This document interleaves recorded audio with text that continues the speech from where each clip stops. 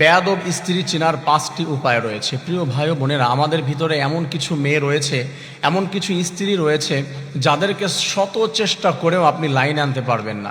তাদের আচরণ এমন, দিন দিন যেন একটা পুরুষ মানুষকে সে কুড়িয়ে কুড়িয়ে খাচ্ছে, ধ্বংস করে দিচ্ছে তার জীবনটি। এই স্ত্রীকে নিয়ে জীবনে কোনোদিন আপনি শান্তি পাবেন না। এই স্ত্রী কোনোদিন আপনার ঘরে থাকলে আপনার মানসিক, আর্থিক যে কোনো দিক দিয়ে আপনি কখনো ডেভেলপ করতে পারবেন না, আপনি ধ্বংস হয়ে যাবেন। তাদের 5টি চিহ্ন রয়েছে, এগুলো দেখলে আপনি বুঝবেন যে এটা হচ্ছে লাইনচ্যুত বা বেয়াদব মেয়ে। এই মেয়েকে নিয়ে শান্তি হবে না আপনার। তাদের 1 নম্বর গুণ হচ্ছে অপমান, স্বামীকে অপমান করা।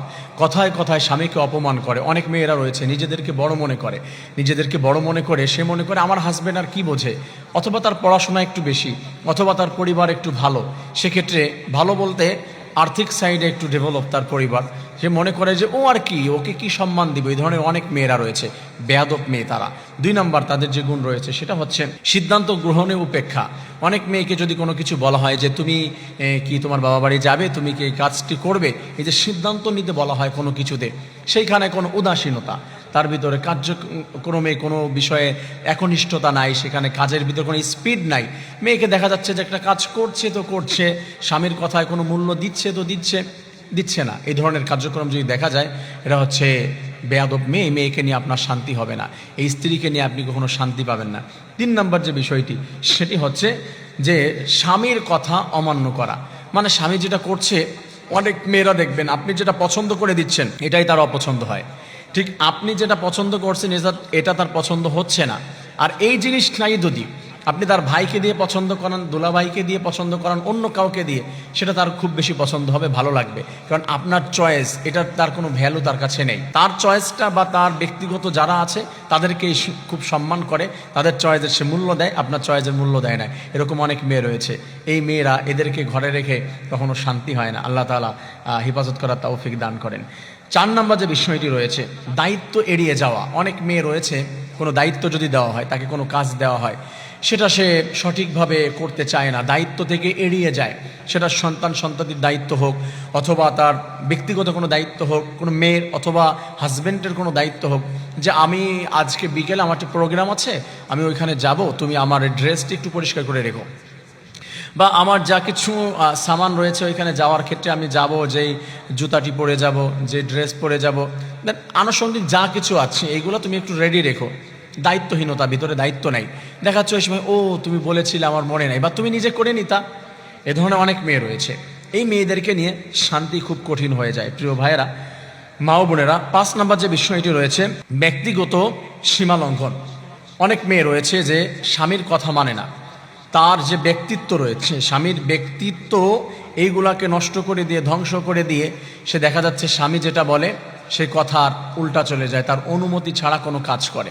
অনেক সময় অনেক মেয়েরা রয়েছে, কোনো একটি কাজ করবে যে সে তার স্বামীর অনুমতির প্রয়োজন মনে করে না, যে দূরে কোথাও যাচ্ছে তার স্বামীর কাছ থেকে অনুমতি নিবে, হাজব্যান্ড কি বলে কি না বলে, আরে সে কি বলছে, তার কাছ থেকে কি অনুমতি নিতে হবে। প্রিয় মা ও বোনেরা, মনে রাখবেন, আপনার হাজব্যান্ড যদি আপনাকে হজে যেতে, উমরা করতেও নিষেধ করে, সেক্ষেত্রে আপনি উমরা করতেও যান, তাহলেও আপনার এটা জায়েজ হবে না। কারণ এটা নফল ইবাদত, উমরা করা। আপনি উমরা করতে যাচ্ছেন, সেখানেও নিষেধ করে। আপনি যদি নফল রোজা রেখেছেন, নফল রোজা রাখতে যদি আপনার হাজব্যান্ড আপনাকে নিষেধ করে, আপনি নফল রোজাটাও রাখতে পারবেন না। এখানে নিষেধাজ্ঞা রয়েছে। আর বেপরদায় কোথাও চলে যাওয়া বা এককভাবে কোথাও চলে যাওয়া, স্বামীর সিদ্ধান্তের বাহিরে চলে যাওয়া বা তার কাছে অনুমতি ছাড়া, এটা তো কখনোই সম্ভব না, ইম্পসিবল ব্যাপার, কোনো অবস্থাতেই সম্ভব না। অনেক মেয়েরা চলে যায়, অনেক মেয়েরা বেপরদায় ঘরে, অথচ আল্লাহ তাআলা কি বলে দিয়েছে, ওয়াকারনা ফি বুয়ুতিকুন্না ওয়ালা তাবাররাজনা তাবাররুজাল জাহিলিয়াতিল উলা। এই মেয়েরা শুনো, জাহিলি যুগের মেয়েদের মতো নিজেদেরকে খোলামেলাভাবে তোমরা ড্রেস আপ করে চলাফেরা করো না, মানুষের সামনে প্রেজেন্ট করো না, স্বামীর অনুমতি ছাড়া তুমি কোথাও চলে যাও না, স্বামীকে কষ্ট দিও না, সে যা বলে সেইগুলি মানার চেষ্টা করো। এমন যদি প্রচেষ্টা কোনো মেয়ে করতে পারে, আল্লাহ তাআলা বলেছে, আমার ওই বান্দি অপরাধ যদি করে থাকে আমার কাছে ক্ষমা চায়, আমি রব্বুল আলামিন আমার বান্দিকে ক্ষমা করে সফলকামী বানিয়ে দিব। আর যদি কোনো মেয়ে লোক স্বামীর কথা না মানে অবাধ্য স্ত্রী হয়ে যায়, আল্লাহ তাআলা বলেছে যতই আমল করুক, যতই ভালো কাজ করুক, আমি সমস্ত আমলকে নস্যাৎ করে দিব। স্বামী তার প্রতি বেজার থাকার কারণে আমি আল্লাহ তাকে জাহান্নামে নিক্ষেপ করব, নাউজুবিল্লাহ। এজন্য প্রিয় ভাই বোনেরা, মনে রাখতে হবে 5টি বিষয় থেকে এড়িয়ে থাকতে হবে, দূরে থাকতে হবে। আর যে 5টি খারাপ গুণগুলি বললাম, এইগুলো যদি কোনো মেয়েদের ভিতরে থাকে, আল্লাহ তাআলা এগুলো দূর করে আমার মা ও বোনকে সুন্দর রাবেয়া বসরির মতো, হযরতে খাদিজা, হযরতে ফাতেমা তাদের মতো চরিত্র গ্রহণ করার তৌফিক দান করেন, আমিন।